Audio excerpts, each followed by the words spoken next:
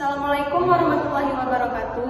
Waalaikumsalam warahmatullahi wabarakatuh. Pertama-tama dan yang paling utama, marilah sama-sama kita panjatkan puji syukur kita kepada Allah Subhanahu wa taala yang telah memberi kita kesehatan sehingga kita dapat berkumpul di kelas yang kita cintai ini. Salawat beriring salam, tak lupa pula kita sanjung sedikan ke pangkuan Allah Nabi besar Muhammad sallallahu alaihi wasallam. Sallallahu alaihi wasallam. Yang telah membawa kita dari alam jahiliyah ke alam Islamiyah seperti yang kita rasakan pada saat ini. Yang saya hormati Bapak Putra Kasrin Mutabaran MPD selaku dosen pengampu mata kuliah Pancasila. Perkenalkan, nama saya Salon Nafisa sebagai moderator dari Project Citizen dengan bertema Persatuan Bangsa. Di sini saya akan memperkenalkan anggota kelompok saya yang terdiri dari 5 orang.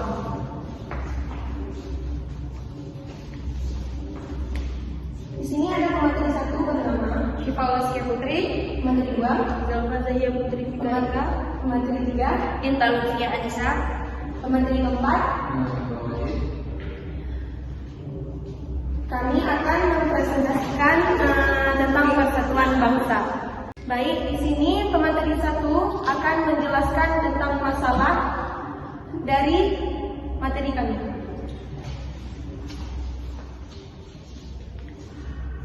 Oke, teman-teman, jadi saya akan menjelaskan sedikit tentang masalah yang ada di materi kami. Jadi yang pertama itu adalah penyebaran perilaku diskriminatif. Diskriminatif adalah tindakan, sikap, atau perilaku yang dilakukan oleh seseorang atau satu golongan lain, biasanya dilakukan oleh satu golongan dengan populasi lebih besar ke golongan lain, yang populasinya lebih jauh, lebih sedikit, atau yang bisa kita sebut dengan istilah minoritas. Jadi minoritas di Indonesia ini bisa dibilang sangat rendah untuk di kalangan orang-orang yang memang sedikit ada kekurangan. Yang kedua ada penyebaran berita hoax. Jadi di Indonesia ini banyak sekali faktor yang menjadi penyebab kenapa banyak sekali hoax, yaitu salah satunya adalah terbatasnya pengetahuan mengenai dunia luar. Hal ini juga memiliki banyak faktor seperti keterbatasan berita yang didapat atau keterbatasan berita untuk menerima berita tersebut.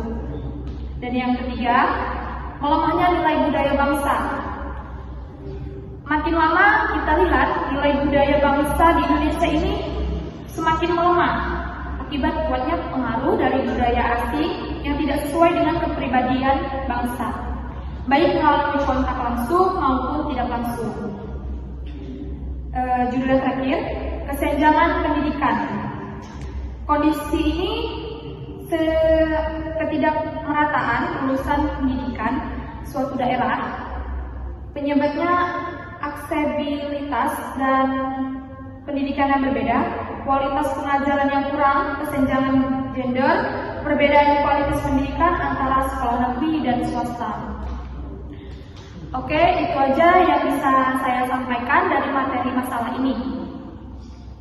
Sekarang dilanjutkan dengan pemateri 2 yaitu tentang kasus.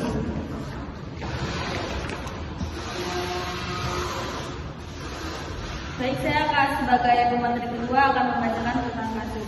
Yang pertama adalah rendahnya kesadaran terhadap ancaman dari luar. Rendahnya kesadaran terhadap ancaman dari luar merupakan salah satu faktor penghambat integrasi nasional di Indonesia. Ancaman dari luar negeri dapat merusak integrasi nasional dan menghambat upaya penyatuan bangsa. Yang kedua ada rendahnya toleransi. Pendidikan yang rendah sering mendapatkan perilaku yang tidak toleran, sementara status sosial yang rendah juga membuat orang menjadi tidak toleran terhadap orang lain. Seseorang yang melakukan tindakan intoleransi ingin memaksakan kehendaknya, pendapatnya, hingga keberadaannya atas orang lain. Lalu yang ketiga ada ketimpangan sosial. Ketimpangan sosial ini sering terjadi karena kondisi ketidakseimbangan dalam masyarakat yang disebabkan oleh perbedaan distribusi sumber daya, kesempatan, dan kekuatan. Itu saja dari pemateri 2 sebagai kasus. Baik teman-teman, di sini kelompok kami akan menampilkan sebuah pantun yang diiringi oleh sini.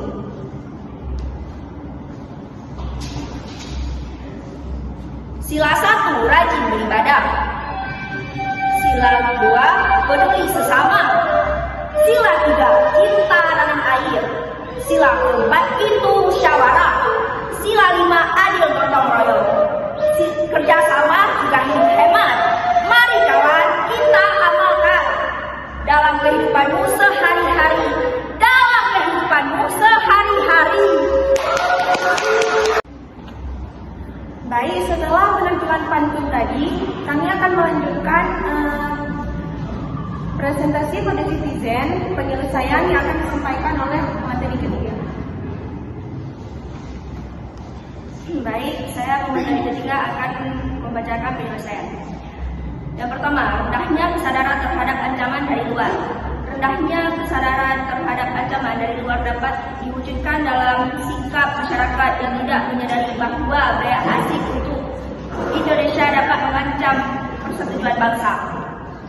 Dan yang kedua, rendahnya toleransi. Melaksanakan ajaran agama dengan baik, menghormati agama yang diyakini oleh orang lain. Dan yang ketiga, ketimpangan sosial. Sikap kita dalam mengatasi ketimpangan sosial di lingkungan sekitar haruslah proaktif dan berdasarkan nilai-nilai Pancasila. Sekian dari saya, terima kasih. Dilanjutkan dengan solusi yang akan disampaikan oleh pemateri keempat.